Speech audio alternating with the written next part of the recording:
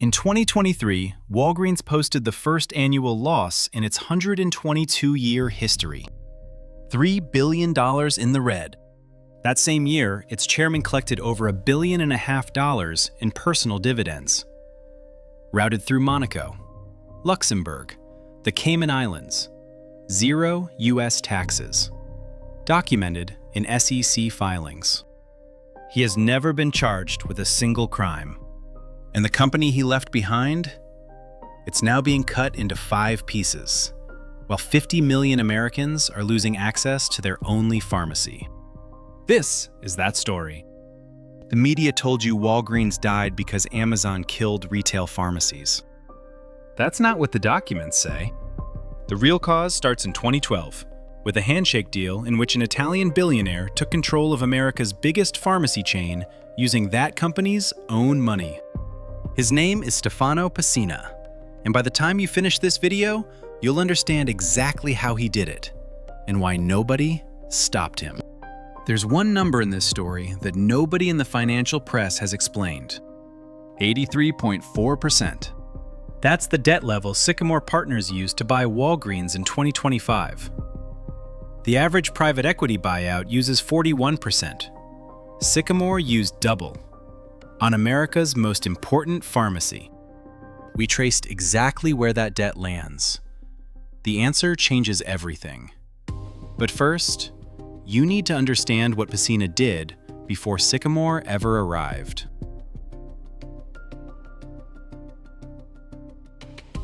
Walgreens wasn't just a pharmacy chain. In hundreds of rural counties across America, it was the only pharmacy within 30 miles.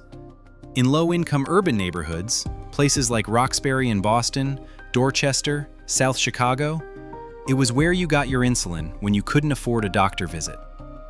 Where you got your cancer medication, your blood pressure pills, your child's antibiotics. Not a convenience, a lifeline.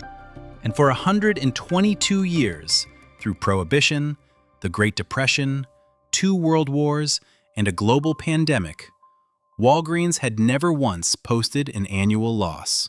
Not once. Then a man who openly said, "I am not a retailer," became its CEO. And everything changed.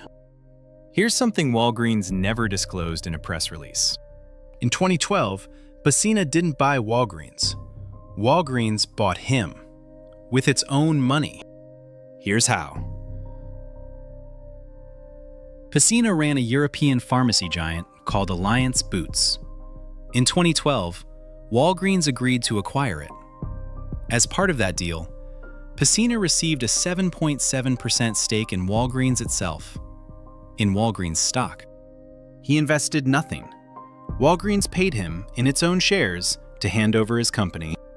2 years later, Walgreens paid another $5.2 billion to acquire the rest of Alliance Boots. Pessina's stake grew to 13%.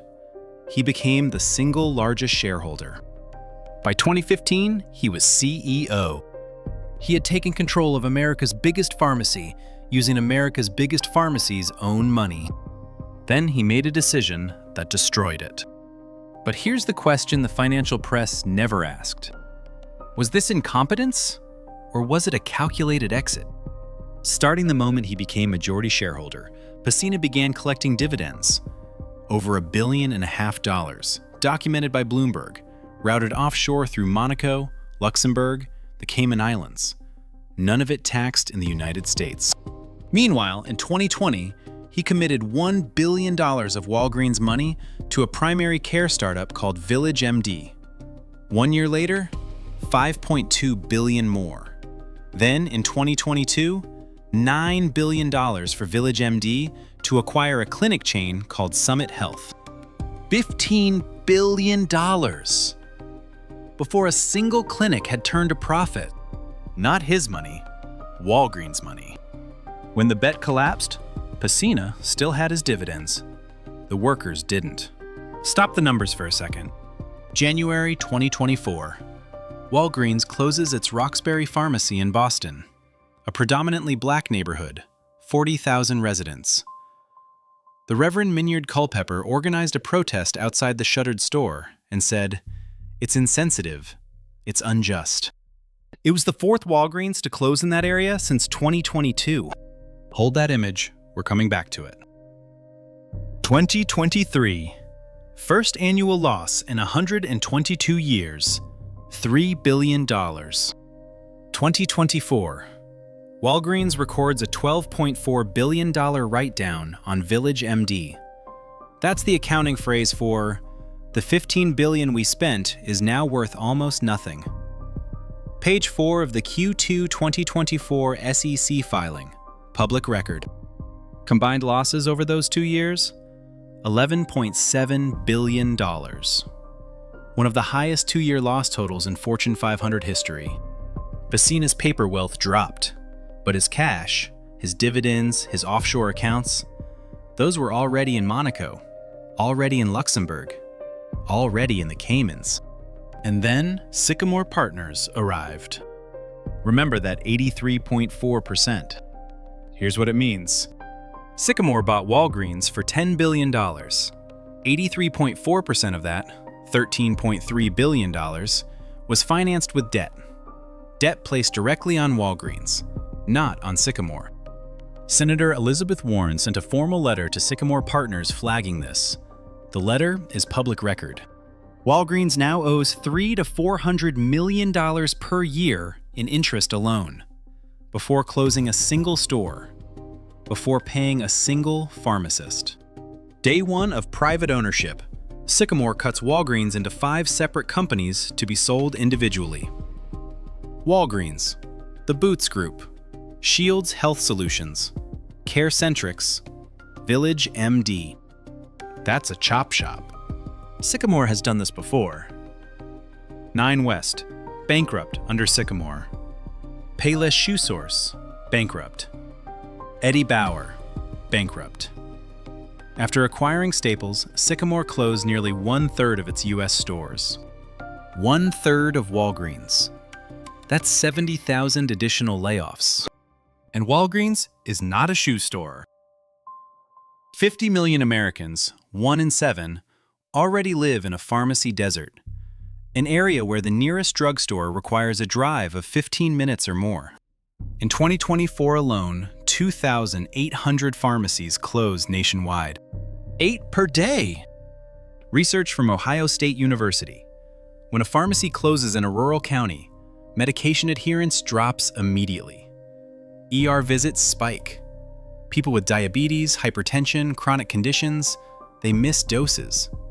Conditions that a pharmacist could manage with a $20 prescription become hospitalizations. Remember Roxbury. Now multiply it by 2,800. That's how many communities lost their pharmacy in 2024 alone. A bioethics professor at MIT wrote about her father, a California resident who drives 25 miles round trip for his insulin.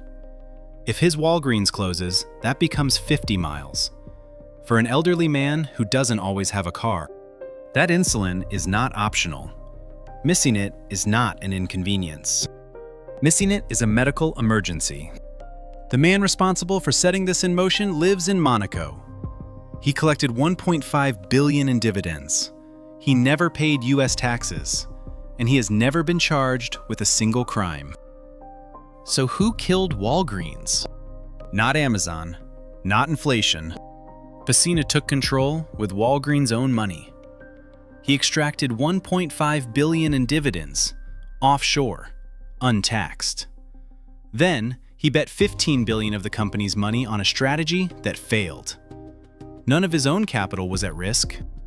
Sycamore then loaded $13 billion in new debt onto the wreckage and cut it into 5 pieces to sell. The receipts are in the SEC filings. The offshore structures are documented by Bloomberg. Senator Warren's letter is public record. Here's what's coming next. Sycamore is expected to complete the sale of the Boots Group by end of 2026.